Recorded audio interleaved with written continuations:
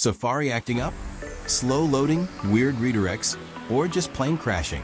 A quick reset might be all you need. I'll show you exactly how to refresh Safari on your Mac and iPhone. Let's get started. Part 1. Reset Safari browser on iPhone. To reset Safari on iPhone, first go to Settings. Scroll Settings and tap Safari browser. Now scroll down Settings and tap Advanced option, then tap Website Data option.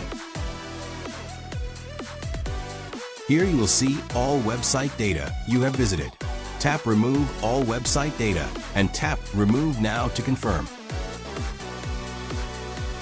Now go back and tap option Clear History and Website Data to clear all history.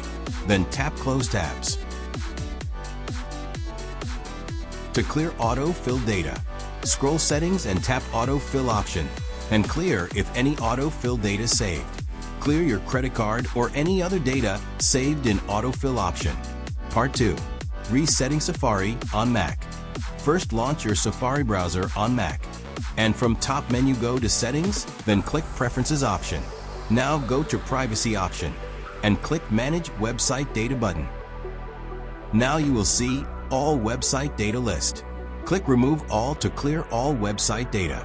Are you sure want to remove all data?